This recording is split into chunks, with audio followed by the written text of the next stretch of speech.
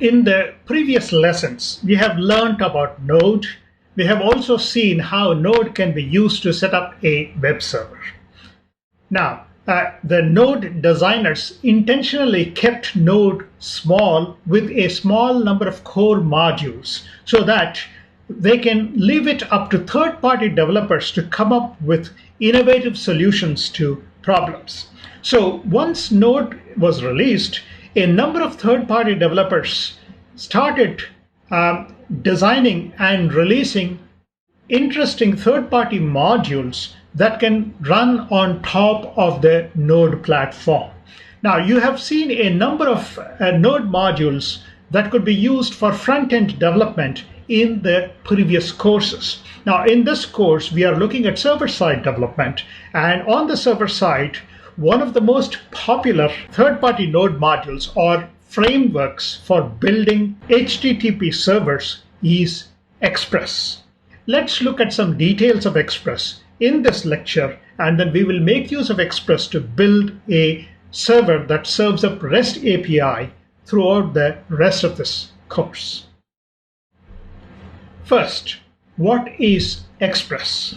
Express is a fast, unopinionated, minimalist framework that runs on top of Node.js and supports web development. This is the definition that I borrowed from expressjs.com, the site where Express-related documentation is available for us. Now, Express allows you to develop a web application, server-side application that will serve up content for consumption by our front end. And Express provides a robust set of features which we will explore in more detail through the rest of the lessons in this course. Express itself, as I said, is a minimalist framework, and Express also provides a way of extending and adding functionality to Express through third-party middleware. This extends the functionality of Express and adds in more features as required. So you can build your web server using just as many third-party middleware as required for meeting the needs of your web server that you are designing. We'll look at some examples of third-party middleware in this lesson, and we will also explore more of these as we go through the rest of the lessons in this course. To use Express in your project, of course, the first step is to install Express. And since Express is a Node module, we install it by saying npm install express -- safe. And this would install Express into your local project. We will see the use of this in the exercise that follows this lecture. Let's briefly talk about the Express middleware. So what exactly is the purpose of middleware?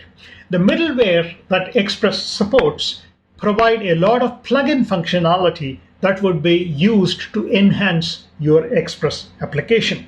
Plugin functionality, like for example, we will look at a middleware called Morgan, which allows you to print out log information to the screen about the requests that come into your server. Similarly, we'll look at another middleware called Body Parser, which allows you to parse the body of the incoming HTTP request message and extract information from it for use within your Express application. We'll see the use of these in the exercise that follows. As I mentioned, Morgan does logging of information to the console on the server side, information about the incoming requests. Similarly, we can serve up static web resources from our server using the Express static. So this will serve up information from a folder within our Express project. And in declaring the project, you can say _file name and _directory name or dir name, which gives you the full path for the file or the directory for the current module. And you will see me using that in the exercise. Now that we have understood a little bit about Express and the middleware that Express uses, let's look at a Node module because this is the first time we are encountering a third-party node module, we'll look at some details about the third-party node module. So we'll examine the package.json file to see what is contained in the package.json file. We'll also look at semantic versioning. So when you specify the version of the package that you use, you always specify the version by specifying the major version dot minor version dot the patch. So when you install a package, it is always identified by these three numbers. Major version, which might introduce breaking changes. So which means that if you are installing a newer version of a package, it may not be completely backward compatible with the previous version. It may introduce breaking changes whereby you may need to go back and fix the code that you might have written in the earlier version of your project. The minor version introduces some minor changes to your package and may not be breaking changes. A patch would be a bug fix that is often issued when a small bug is discovered. So patches usually do not lead to any breaking changes, and so you can easily use a higher version, higher patch version of a particular package that you're using within your node application. When you are installing a package, you can specify the exact version of the package to install by saying npm install. For example, if you want to install the 4.0.0 version of Express, you can say express at 4.0.0. So you're explicitly specifying which version of the package to install.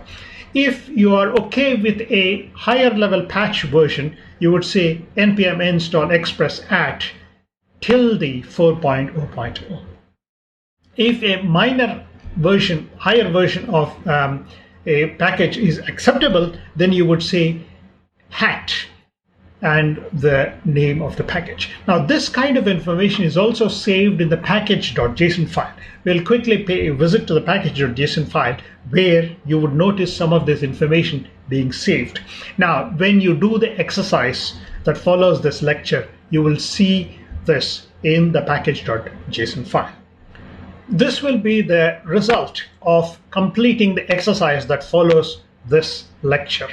In the exercise, we will construct a simple web server using Express. Now, let me take you through a quick tour of package.json to illustrate some information in package.json. So in package.json file, you notice this information here, this property for our JSON that is stored here called dependencies. The dependencies is where you will specify which additional third-party modules on which this particular node project is dependent upon. So as you can see here, we are saying that this project is dependent upon Express and Morgan. And note in particular how this information is specified here. So this says hat 4.16.3, meaning that this will work with any version that is 4.16.3 or higher.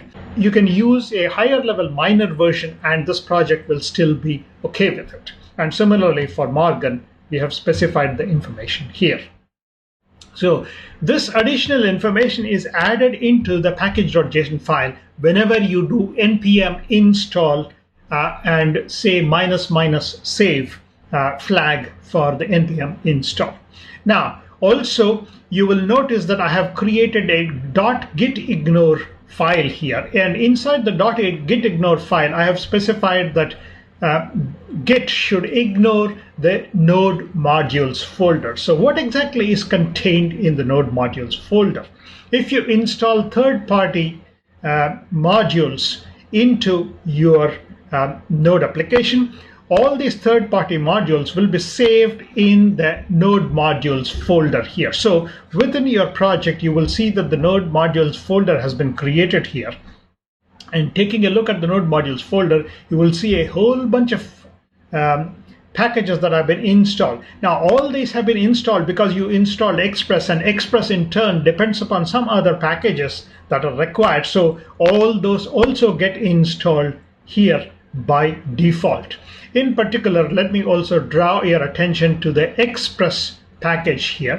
So if you go into the Express package, you will see additional information being stored in the Express package. So in the Express package also, since Express itself is a node module, you will see a package.json file inside Express also, which contains additional information, which of course is very detailed there and difficult for us to understand. But note in particular that Express itself is dependent upon many other node modules here, and that's the reason why all these other node modules also have been installed into the node modules folder. So when you install Express, this will immediately also trigger all its dependencies also to be installed, because Express will require these other node modules for it to do its work. And also within Express also you see the index.js file. So this is the starting point for our Express node module itself. And note in particular that the index.js file simply says module exports require live Express. So the actual code for the Express module itself is inside this lib project, a lib folder here, and you can see the details. So if you are curious to see the details of Express itself, you can go and look in there. But again, this may be a bit too much for you at this moment. For the moment, just accept the fact that Express will do its work as expected. But I thought that it'll be an interesting experience to visit the node modules folder to look at a structure of one particular third-party node module in a bit more detail. Also, you will notice that there is another file here called package.lock.json that is installed. Now, this is being installed by the newer versions of NPM. The package.lock.json file is automatically generated by NPM, which stores information about the exact tree that was generated when you installed other node modules. And this is very useful when you need to do a installation of the node modules at another location. So for example, if you download a Git repository and try to recreate this project on another computer, you would simply type npm install at the prompt, and that will prompt your node application to automatically install everything that is specified in the dependencies here for you. And so while creating that, the package.log.json stores additional information that is used by npm to do the correct installation of all the npm modules that are required. Now, for the moment, you don't need to worry about the details of what is there inside the package.lock.json file. With this, we complete this lesson where we have examined some details about Express.